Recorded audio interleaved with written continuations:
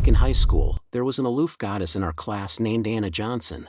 Whenever I asked her a question, she'd always resolve it in just a few sentences, saying more felt like a waste of time to her. Later, at a high school reunion, David, former class president, chuckled and said that back when Anna was explaining problems to him, she'd look at Tom Miller dozens of times within those 3 sentences. At the high school reunion, everyone had quite a bit to drink and started reminiscing about all sorts of gossip and rumors from back then. David, drunk, stood right up. "What you guys are saying is nothing," he declared. Back when Anna was explaining problems to Tom Miller, she looked at Tom Miller dozens of times in just 3 sentences. As soon as he said it, everyone burst into laughter. "David, are you serious?" someone scoffed. "How could Anna possibly look at Tom Miller? Anna was notoriously unapproachable. Not just when we were in school, but even now she has 0 scandals. Didn't that popular male star and Anna have a rumor going around last time?" She clarified immediately and said she didn't know him. Everyone treated David's words as a joke, but David wasn't convinced. "You don't believe me? There was one time I counted myself." She looked at Tom Miller exactly 49 times. "If you don't believe me, ask Tom Miller." Everyone turned to look at me. I choked violently on a gulp of wine. Even I didn't believe it when he said it. That year in high school, I, a slacker, became desk mates with the aloof goddess Anna Johnson. Anna was tall and slender, with fair skin, and she was beautiful. Just standing on the sports field in her school uniform would draw a crowd. One day in sophomore year, the teacher changed the seating arrangement and moved me next to Anna, telling me I could ask Anna for help if I had questions. Anna said very little and didn't have many friends. Every day she lived a monotonous routine: home, school, and the sports field, either studying, doing practice tests, or running on the track. The first time I worked up the courage to talk to her was because I only scored 69 on a math test. I tentatively slid my test paper over to Anna's side. "Anna," I whispered, "could you show me how to do this problem?" Anna merely glanced at me indifferently and rewrote the problem on a scratch pad. Throughout the process, she said 3 sentences: "Look, the method here is very important. Do you understand?" I looked at what Anna had written on her scratch pad. It was incredibly detailed, with every step clearly explained. As I read, I redid the problem and quickly understood it. Back then, the class was always full of gossip and rumors. I thought Anna Johnson was worried people would misunderstand our relationship, so I gradually got used to it. Snapping back to the present, David just sat down next to me. "Tom Miller," he prompted, "tell us, did Anna look at you a lot when she was explaining problems?" I gave a helpless smile. "David, I was focused on the problem at the time. I honestly didn't notice." David's girlfriend came over to rescue me, naturally pulling David away. "I have a question," she said playfully. "Why were you, a guy, staring at Anna for so long?" Her words made everyone laugh again. After the reunion ended, I returned home and saw a message from Anna. "Did you guys break up? You're not just getting home, are you?" I sat up from the sofa. I had told Anna about the class reunion, but she'd been busy with an acquisition, in non-stop meetings, and hadn't replied to my messages. It turned out she arrived after everyone had left. "Hurry back. It ended a little while ago." "Okay. So that's Anna, graduated and became a company president." Still concise and to the point. I couldn't help but sigh, thinking people really need to study hard, or they'll end up working for their classmates. The Johnson family business was already well known, but she didn't take over the family business. Instead, she started her own gaming company, which is already famous in the industry, and I am an employee at her company. We rarely interact at the office, only when Assistant Smith is busy. She'll ask me to help out with odd jobs. For example, "Miss Johnson's coffee has arrived, go deliver it." "Miss Johnson didn't bring an umbrella for her meeting, go take one." "Miss Johnson drank too much at a party, go take her home." "Miss Johnson bought a gift for her mother, go deliver it." Through these errands, I've met Anna's mother a few times, and she's very warm and friendly. As a woman from a wealthy family, she has no airs at all. As someone in RD, besides my daily work, I have to help Assistant Smith with tasks after work. Although she gives me decent overtime pay, I'm so busy by the end of the day that I don't even have time for blind dates. Today, as work was ending, Assistant Smith didn't have any other tasks for me. "My dad sent me a message, met a blind date for you, waiting at the coffee shop a few miles from your office. The only thing about my old man is that he's anxious for grandchildren, terrified I won't get married. Because I saw my parents arguing and divorcing in high school, I had said I would never get married in my life. Back then, I truly meant it, and I still don't have plans for it now. My dad worries because I haven't had a girlfriend all these years, so he keeps introducing me to people. With 20 minutes left before closing, a delivery guy walked into the office holding flowers. "Is there a Mr. Tom Miller?" he asked, looking confused. "Yes, that's me," I replied. "Could you sign for this, please? These flowers are from Sarah Green." My colleagues started teasing. "Tom Miller, I didn't know you, a big man, had someone sending you flowers. What does your girlfriend look like? Want us to vet her for you?" Before I could say anything, I saw Anna Johnson and Assistant Smith entering the conference room. Assistant Smith came out. "Everyone, hold on a minute. The promotional video for the company's investment is ready. Come to the conference room to watch." When I entered the conference room, Anna Johnson was sitting in the back row, looking at the screen at the front. Her face was bright and moving, her skin snowy white, her soft long hair loosely tied up. Her profile was exquisitely flawless. Different from high school, her aura was much stronger now.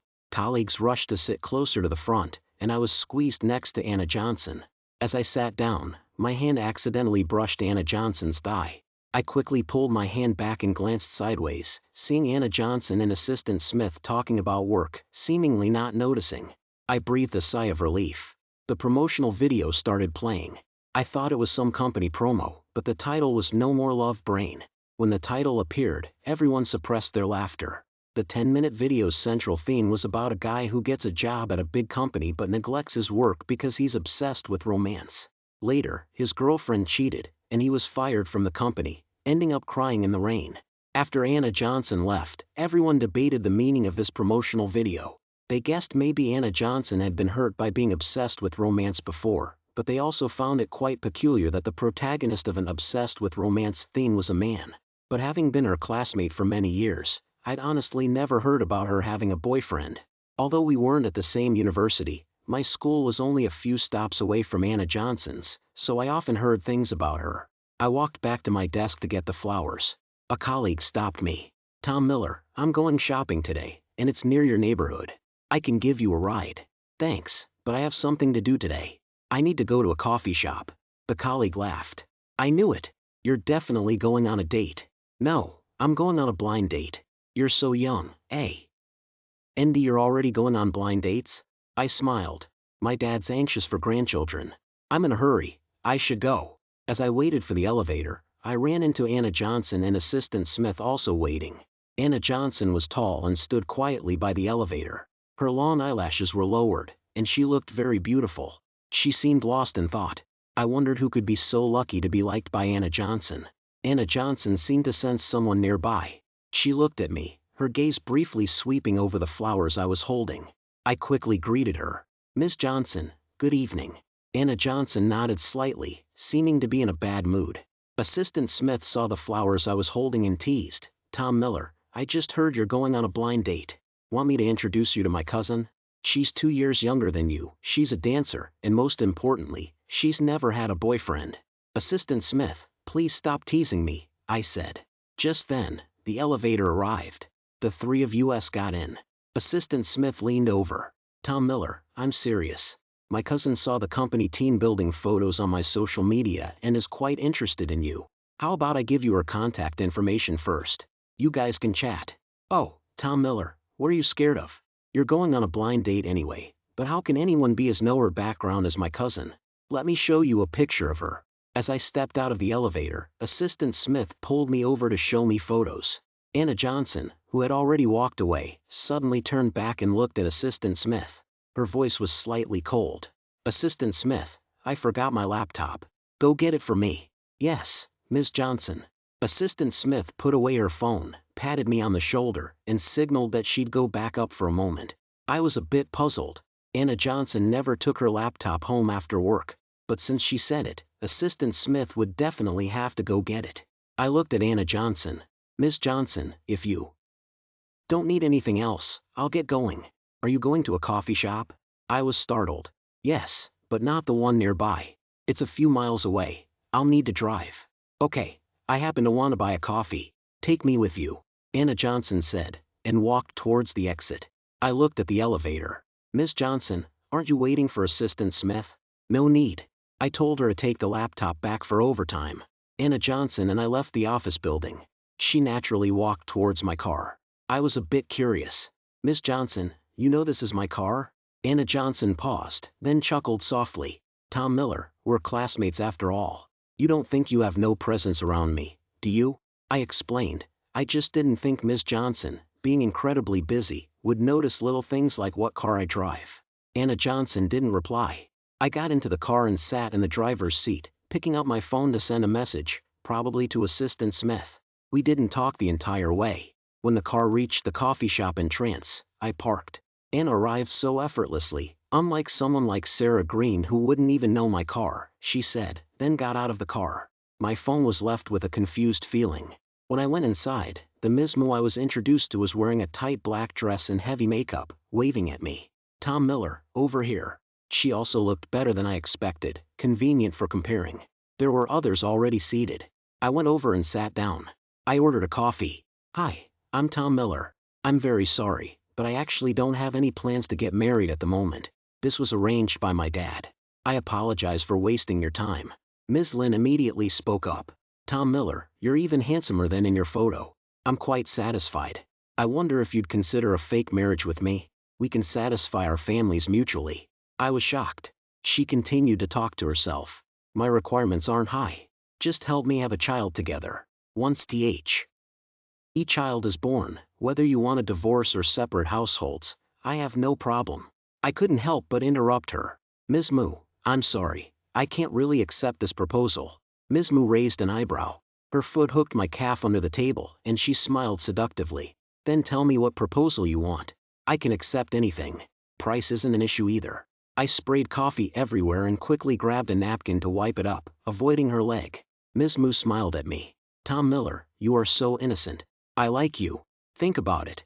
Anyway, we're both single. You don't have someone you like, so let's just go for it." "Sorry, I do have someone I like." Ms. Mu frowned. "No way. Your dad told me you haven't brought a girlfriend home in years. How could you have someone you like?" "I get it, you're lying to me." She finished speaking, stood up, and sat next to me. I tried to shrink away. Looking up, I saw Anna Johnson standing at my table with a cold face. Ms. Mu was annoyed at being interrupted. "Who are you?" Anna Johnson's red lips curved slightly. "Tom Miller's crush." I looked at Anna Johnson in shock. What was she saying? Ms. Mu got agitated. "What do you mean? I see you're here for a blind date with Tom Miller too, huh? Are you trying to steal him from me?" I quickly stood up and stood between the two women. "Ms. Mu, I'm sorry, but I have to go." Anna Johnson directly looped her arm through mine. "Tom Miller, let's go home for dinner." My body stiffened. Anna Johnson's hand felt soft, and where she touched me was cool and comfortable. I instinctively nodded. Ms. Mu jumped up in a rage. "Tom Miller, you really like her?" I looked at her apologetically. "I'll transfer you the money for the flowers and coffee later via WeChat." Anna Johnson smiled with satisfaction. She pulled my hand and we left the coffee shop, getting into the car. Looking at Anna Johnson in the passenger seat, my heart was racing. Just as I was thinking about how to start talking, Anna Johnson's poke lazily. "Why aren't you thanking me?" You wanted to refuse but couldn't shake her off. "Didn't I show up just in time? I didn't want the blind date, but why did you say you were My voice trailed off. Anna Johnson looked out the window. "I have a banquet tonight. I'm in a hurry and need someone to go with me. Will you accompany me?" I agreed. So, she just said that casually because she was in a hurry and needed someone to take to a banquet. "Tom Miller, you can drink pretty well, right?" "Yeah, I guess." I remembered the last department gathering where I drank everyone under the table and became famous for it. I guess it reached her. Knowing she wanted me to accompany her to a drinking event, I was inexplicably relieved. I had thought she actually discovered I had a crush on her. Anna Johnson probably forgot everything. High school entrance. I fell off my bike on the way to registration. It was her who passed by and helped me to the nurse's office. Back then, she was delicate, spoke sweetly, and was very pretty and cute. After sophomore year, she inexplicably became much quieter, didn't hang out, and was completely focused on studying. After university, I thought she'd start dating, but while everyone else was still thinking about having fun, she was already preparing to start a company. How could such a brilliant and outstanding Anna Johnson notice my little crush? I took a deep breath and opened the address Anna Johnson had sent me. At the banquet, people were very polite to Anna Johnson, but they treated me differently. They kept trying to get me drunk. I helped Anna Johnson block a few drinks in the middle. By the end of the event, all the company's CEOs were being helped out, barely able to walk. I was still reasonably sober. Anna Johnson helped me. Tom Miller, I'll take you home. Dizzily, I checked the time. It was already past midnight. If I went back now, my dad would scold me again. I sent him a message saying I was working overtime and didn't be back. Then I looked at Anna Johnson. I'll just get a room nearby. It's too late to go back. Anna Johnson was silent. She tugged at the corner of her lips and spoke after a long pause. Okay. When I woke up again, I saw a very large villa. Anna Johnson helped me inside and into a room. Anna Johnson gently patted my face. Tom Miller, do you want to take a shower? I nodded uncomfortably. I was extremely dizzy, but I felt uncomfortable without a shower. I took a cold shower, which made my face feel much clearer. Anna Johnson's toiletries were there. When I came out after showering, I saw Anna Johnson wearing a nightgown, half reclining by the window and drinking red wine, her face slightly flushed. Although she was slender, her figure was indeed very good. Looking at her, my mouth felt dry. Where is this? My home. The Johnson family home. I was startled. Get some rest, she said and started to walk out. Suddenly, I remembered I didn't know where I was supposed to sleep. I turned back to look at Anna Johnson. Anna Johnson suddenly laughed. Tom Miller, are you stupid? She put down the red wine and walked towards me step by step until she was close enough for me to smell her body wash, a faint scent. Her hair fell onto my chest. I frowned, feeling nervous. Anna Johnson spoke softly. I heard what that woman said today. Tom Miller, if I hadn't shown up, would you have agreed to have a child with her? No. Why? I don't like her. Anna Johnson lifted her beautiful almond-shaped eyes and smiled with satisfaction. I looked at her flushed face. She seemed drunk. But she hadn't drunk much at the banquet, probably only one glass just now. I poured a full glass of red wine and lifted Anna Johnson into my arms, placing her on the bed. Just as I was about to cover her with the blanket, she cupped my face with both hands and kissed me. My body felt hot. I tried to push her away, using the last bit of my reason. Anna Johnson, you'll regret this when you wake up. I'm Tom Miller. How could someone as high and mighty as Anna Johnson possibly like me? She must be drunk.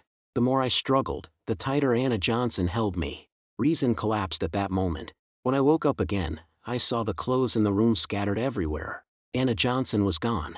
Recalling last night, I felt a headache and feared Anna Johnson might regret it. I quickly got dressed. Before I even left the room, my phone rang. It was Assistant Smith. Tom Miller, Ms. Johnson said you took today off. It's okay to rest, but don't neglect your work.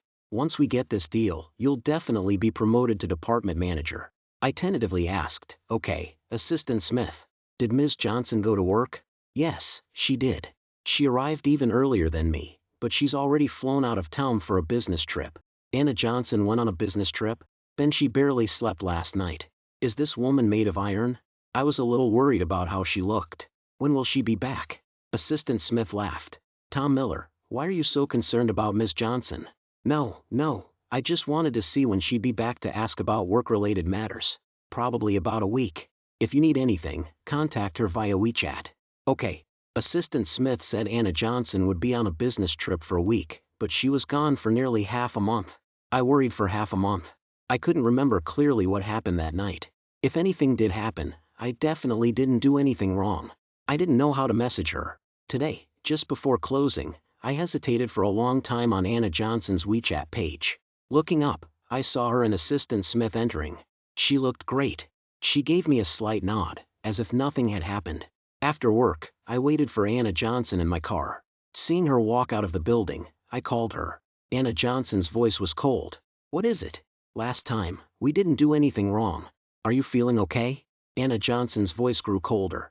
You don't need to worry about that. I'll handle it myself. That's good.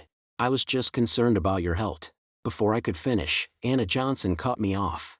Tom Miller, we're both adults. An accident is nothing to dwell on. Just work normally from now on. Anna Johnson hung up. I saw her face looked unhappy as she got into her car. I hung up the phone, feeling disappointed. I actually wanted to ask if she was very tired recently and worried if she got pregnant, it would affect her health. I didn't expect her to be so resistant. Yes, maybe to her, I was just an accident after getting drunk. I slumped in the car, feeling helpless. I saw a luxury car approaching from the opposite direction. I recognized this car. It belonged to Jake Williams, the popular male star Anna Johnson was rumored to be with last time. Jake Williams got out of the car, wearing a mask and hat, holding flowers, and got into Anna Johnson's car. Seeing the car drive off, I inexplicably followed it. I had heard from Assistant Smith that Jake Williams was persistent in pursuing Anna Johnson. He deliberately started the rumor before, and even after Anna Johnson clarified, he didn't give up. Recently, when Anna Johnson was on a business trip, Jake Williams even flew to her location to ask her out for dinner. I was anxious and angry. Over the past half-month, I had actually secretly bought a ticket to the city Anna Johnson was visiting for her business trip, but I lost courage when I saw Jake Williams with her. I have nothing, while Jake Williams is a popular star. Putting aside my prejudice, Anna Johnson and Jake Williams actually seemed quite compatible. I followed the car halfway, then turned back at a red light. When I got home, my dad was sitting in the yard. Seeing me look dejected, he told me to go on more blind dates. I lay on the lounge chair in the yard, feeling listless. Just got heartbroken. Not interested. My dad quickly put out his cigarette. Heartbroken, huh? Was it a woman? IF. Roaned. What else? I thought your sexual orientation was unusual. My dad quickly leaned in. Just kidding. What's the girl's name? How old is she? I'll help you figure something out. It's useless. She's too outstanding. Hearing me say this, my dad became annoyed. What are you talking about? Is my son not good enough? We have a house here, too. It's a bit old, but it's big enough. And you were clearly capable of being an academic star. You deliberately scored only 60 or 70 in high school. Did you think I didn't know? Where did you hear that? I asked, puzzled. I'm your dad. How could I not know? Back then, I saw you finishing all the problems and then deliberately lowering your score. You calculated exactly how many points you'd get. Others thought you had a sudden breakthrough in college, but only I knew you were the real deal. Not entirely. I wasn't feeling well on the day of the college entrance exam, otherwise I might have scored a bit higher. It doesn't matter where you go to college, your dad can accept it. But I can't accept you not getting married. I asked, confused. Why? You're divorced yourself, why force me to get married? Your mother and I were an accident. You're different. I retorted. What's different? What are the benefits of getting married? My dad stammered, unable to answer directly, and finally said, at least you can have a cute little kid just like you. You have no idea how cute you were when you were little. Now you're so rebellious, talking back. I casually remarked, these days, many people prefer to have kids alone and not get married. Suddenly, I heard a loud crash. Looking back, I saw the flower vase fell by the entrance to my home yard. I got up and walked over, seeing a blurry, slender figure turn into the alley. My dad called out to me, Tom Miller, who was that? Didn't see clearly. Maybe just passing by. All right, hurry back here. Don't overthink it. I'll make you something good to eat tonight. Hey. After showering that night, I tossed and turned in bed, unable to sleep. I opened the drawer. Inside were dozens of letters I secretly wrote to Anna Johnson in college, detailing my feelings. She hadn't read a single one. She returned them all untouched. Perhaps my liking for her was just a disturbance to her. Sometimes, I really wanted to just have a drink and confess, but I was afraid that if I confessed, we couldn't even be friends.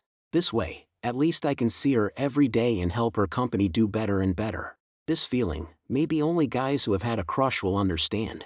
Scrolling through my phone, a message from Anna Johnson popped up. Tom Miller, are you asleep? I immediately replied, no. Can you buy me some fever reducers? I have a fever. I practically jumped out of bed. I didn't have time to think too much. Maybe Assistant Smith didn't answer her call, so she thought of me. I quickly drove to the pharmacy, bought fever reducers, and headed towards Anna Johnson's home. When I arrived, Anna Johnson was wearing a white nightgown and looked weak as she came to see me. Your face is very pale. I'll take you to the hospital. Anna Johnson shook her head. I don't want to go. Tom Miller, can you buy me some chicken soup? I looked up and met Anna Johnson's beautiful eyes. Because she was sick, she looked delicate, which made me feel very protective.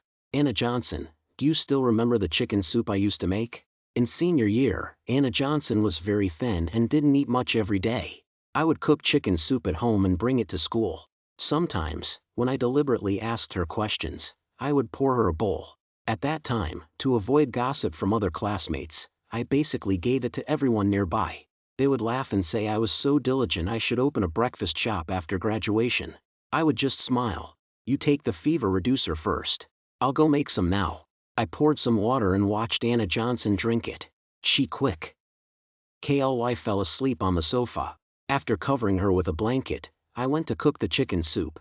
When it was ready, I scooped a bowl from the kitchen for her. Just as I reached the sofa, I saw Jake Williams was constantly messaging her. Anna, are you mad at me? I was wrong. Can I come take care of you? Ms. Anna, you can't live without me. I promise I won't let you say it again next time. Anna, I've liked you for so long, you know that. What's so great about him that you're so obsessed with him? I quickly averted my gaze. It wasn't that I wanted to read their messages, but Jake Williams' messages were coming in too fast. But I was more curious about who him was. Did Anna Johnson already have someone she liked? I turned back and saw Anna Johnson had sat up. She glanced indifferently at the messages and picked up the chicken soup to drink. Tom Miller, I originally decided I wouldn't seek you out after today. Her words made my heart ache. But when I came back tonight, I felt a little uncomfortable. Uncomfortable and not feeling well. Aunt Eleanor made food, but I couldn't eat it. I just really wanted to drink the chicken soup you used to make. She looked at me, her eyes slightly red from the fever. Tom Miller, you're clearly very smart. Why don't you understand? I even suspect you're doing it on purpose. I said in a low voice, Anna Johnson, I don't understand what you mean. Anna Johnson tilted her head and drank the entire bowl of chicken soup in one go. Her soft long hair fell across her chest. Then she looked at me. Tom Miller, this is the first and last time I'll tell you I like you. I'm really tired. I was surprised, eyes wide. What? Anna, she liked me? Anna Johnson looked into my eyes and said word by word, Tom Miller, I said I've liked you for a long time, but you always seem to be rejecting me. I finally managed to get the teacher to move you next to me, but you switched seats with someone else after just one semester. And that chicken soup. I thought you made it for me this week, but everyone got a share. Even worse, that night, you were completely drunk but still didn't want to touch me. We didn't see each other for half a month, and when you called, you wanted to see if anything had happened between us. Was he worried I might be pregnant? Right? As Anna Johnson spoke, her long eyelashes fluttered. She wiped away a tear and took a deep breath. I've wanted to tell you for a long time, but you said in high school that you were someone who doesn't want to get married. This afternoon, you even told your dad you could have kids without getting married. Listening to her words, my brain completely lost control. All I saw was her rosy lips opening and closing, and I kissed her almost without thinking. Anna Johnson froze, her eyes wide with surprise. After a moment, I released Anna Johnson, panting. She lay on the sofa, her face flushed, half covering her face with a blanket. Anna Johnson, I said softly, back then, I just wanted to talk to you, that's why I asked you questions. I made the chicken soup because I wanted to give it to you. I gave it to other classmates and changed seats because I was afraid of gossip and rumors affecting you. After the college entrance exam, I deliberately chose a school close to yours. In college, I sent you dozens of letters, but they were all returned. After graduation, I deliberately let classmates think I was unemployed so I could find a way to interview at the company you started. I looked at her, my voice thick with emotion. Anna Johnson, I've liked you for so many years. I was just timid. She said we couldn't even be friends, so I didn't say anything. Anna Johnson looked at me with teary eyes, grabbing my hand somewhat excitedly. I squeezed hers back. Anna Johnson, it's not that I don't want to get married. But if that person isn't you, then I truly won't get married.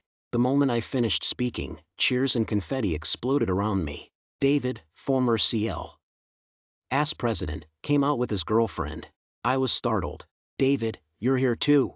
David sighed dramatically. If you hadn't confessed, I would have fallen asleep leaning against the door. His girlfriend also smiled. You two are really cool. Mutual crush. Anna Johnson pinched my face. Of course, I arranged it. She looked at me. Tom Miller, I want to see. I've said all this. Will you admit you like me? David was thrilled. I told you. I have a sharp eye. This was my idea. You owe me a big red envelope for the wedding. I laughed. No problem. On the wedding day, everyone who witnessed this gets a big red envelope. Anna Johnson leaned closer. Tom Miller, won't you be short on money?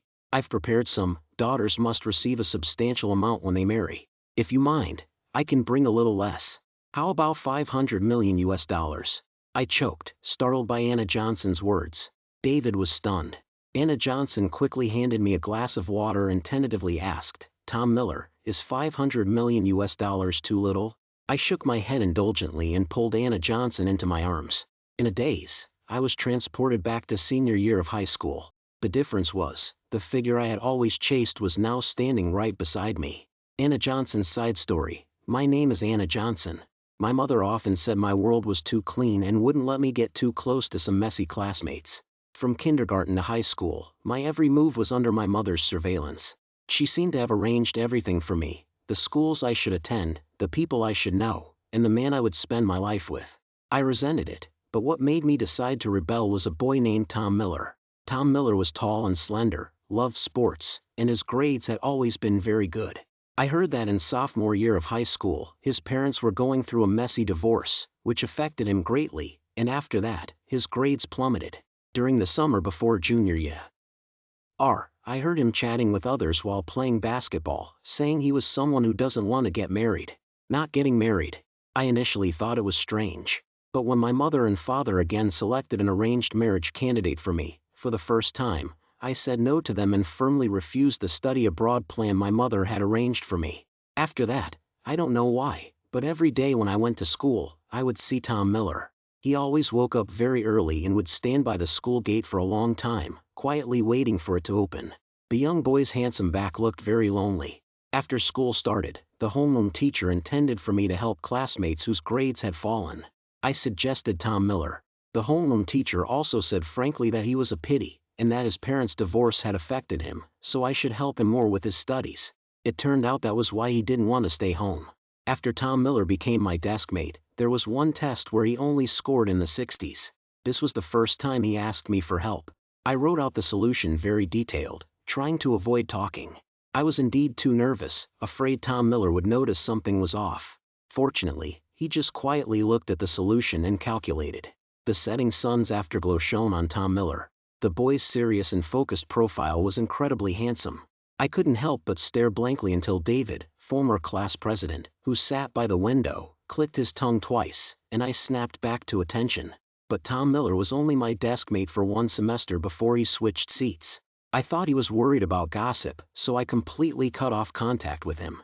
I was concerned about Tom Miller. After the college entrance exam, Tom Miller scored even better than the teacher expected, and I was also very happy. His school was not far from mine, so I could hear things about him. In college, I received many confessions, flowers, chocolates, and letters. I didn't accept or look at any of them. I returned them all. If it wasn't Tom Miller, nothing else mattered. Before graduation, I heard Tom Miller was planning to go to a gaming company. After thinking it over, I gave up on taking over the family business and decided to start my own company first to gain some experience. Perhaps one day, Tom Miller and I could meet in the workplace and have common topics. I didn't expect that he would end up coming to my company because he failed the interview. I was incredibly happy. What was that company thinking?